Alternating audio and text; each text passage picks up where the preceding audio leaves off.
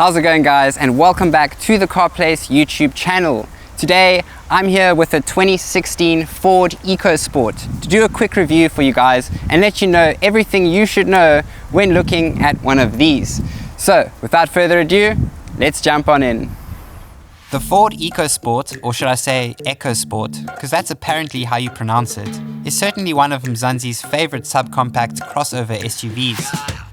Its first generation was launched in 2003, but only sold in Central and South America and didn't ever hit the shores of our beloved South Africa. And in case you didn't know, this is how it looked. Its second generation launched globally in 2012 and quickly became a hit in South Africa. By 2016, the 1.5 Ambiente manual, the one we're looking at today, offered a budget-friendly way into the SUV lifestyle for many South Africans. With an 82 kilowatt petrol engine, decent ground clearance, and just enough space for a small family, the EcoSport quickly found itself on the minds of many South Africans. Competing with the Renault Duster and the Hyundai Creta, Ford marketed the EcoSport as a rugged yet urban-friendly crossover. While later models got facelifts, it's this one that we're looking at today that cemented the EcoSport's place on our South African roads. So let's take a closer look.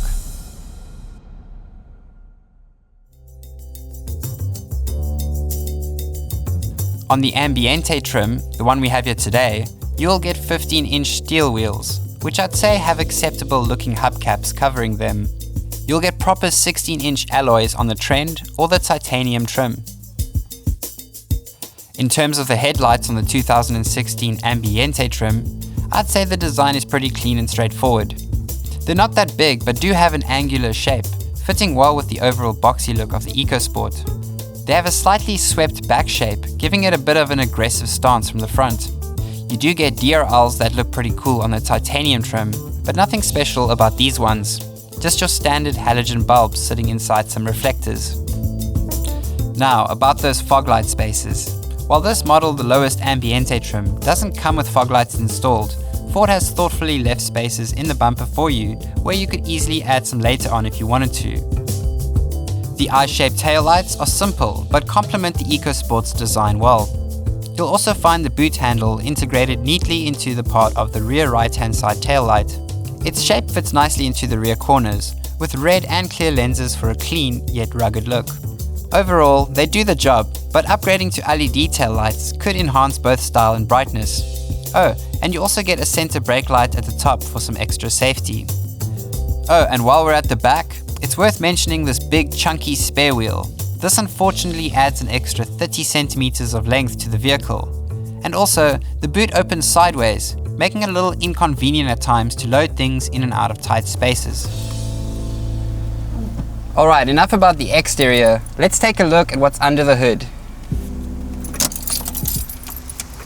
Alright guys, now powering this lowest spec 2016 EcoSport, remember this is the Ambiente trim, is a 1.5 litre naturally aspirated, that just means no turbo, petrol engine that's paired with a 5-speed manual transmission, and the engine is a 4-cylinder engine as well. It'll give you 82 kilowatts of power and 138 newton meters of torque, making it more than adequate for highway driving, city driving, and even off-road driving, especially with its 200mm ground clearance, making it a great budget-friendly choice for South Africans. Now, to break it down simply, there are 6 total options when looking at the 2016 EcoSport, and only one of them comes in an automatic 5-speed transmission. So let's have a look at them, shall we? In order of price, you first have the 1.5 litre TI VCT Ambiente trim with a petrol engine, which is the one we have here today, which is the cheapest trim available, but also has the worst fuel economy out of the lot. Then you have the 1 litre GTDI Trend, which is turbocharged, also petrol, and has the best balance between power and fuel efficiency out of the lot. Then you have a 1.5 litre TDCI Trend, which is a diesel variant that is also turbocharged. This variant has the best fuel economy and is the best option for highway cruising and light towing due to its stronger torque. Its price is more expensive than its petrol brother, but you will save on fuel over time. Then you have another 1 litre GTDI engine, but in the titanium trim. This option is turbocharged and has the best balance between power and fuel efficiency with the highest trim. Then you have another naturally aspirated 1.5 petrol engine in the 1.5 Ti VCT titanium power shift variant. This is the only automatic transmission trim that you get.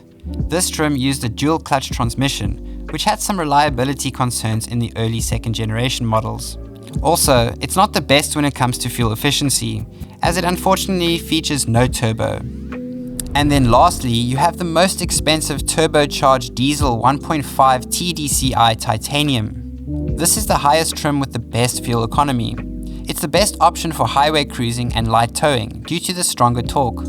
It's more expensive than its petrol brother, but will save on fuel over time. So if you want affordability, go for the one we have here today, the 1.5 litre Ti VCT Ambiente.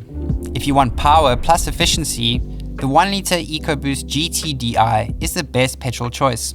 If you want fuel savings and torque, the 1.5 litre TDCi diesel is ideal. If you prefer automatic transmission, the titanium power shift is the only option, but manuals are more reliable anyway. Alright guys, let's go have a look at the interior. Alright, now step inside and you'll find a very simple yet practical cabin.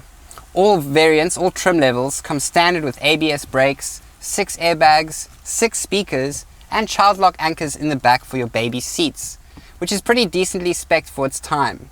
Now, the variant that we are sitting in today, again, it's the Ambiente variant, which is the lowest spec or trim level that you get. So you won't find any crazy tech features or anything like that in here, but it still gets the job done pretty well. When it comes to the EcoSport's interior, you'll find it quite spacious considering it's a subcompact crossover SUV. The Ambiente trim, the one we have here today, does get an auxiliary input, 12-volt socket, a CD player, a radio of course, a rear passenger seat map pocket, cup holders, a nicely sized glove box compartment, and considerably sized door compartments for bottles and other things. If you're looking for loads of tech, you might want to look at the titanium trim, as you won't find much in a 2016 Ambiente trim. Alright, so the interior is pretty adequate, but how's the drive? Well, let's find out.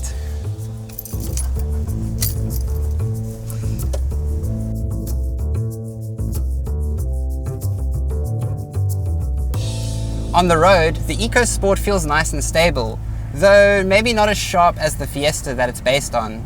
The ride is comfortable thanks to its soft suspension, and it handles bumps really well. However, with no turbo, don't expect any punchy acceleration. This car is built for practicality and efficiency, not for speed. If speed is something you're looking for, however, you should be looking at one of the variants with the 1 litre GT-DI engine, available in the Trend or Titanium trim, which will give you 92 kilowatts of power instead of this boring fuel-guzzling 82 kilowatt naturally aspirated engine. Nevertheless, it's still a comfortable and adequate car to have for everyday driving. Now, speaking of efficiency, the model that we are in here today, the 1.5 litre Ambiente, is going to give you a fuel economy figure of around 6.8 litres per 100 kilometers, depending on your driving style, of course. Now, it's not the most economical in its range. That title belongs to the 1.5 litre TDCi Trend, but it's still relatively light on fuel.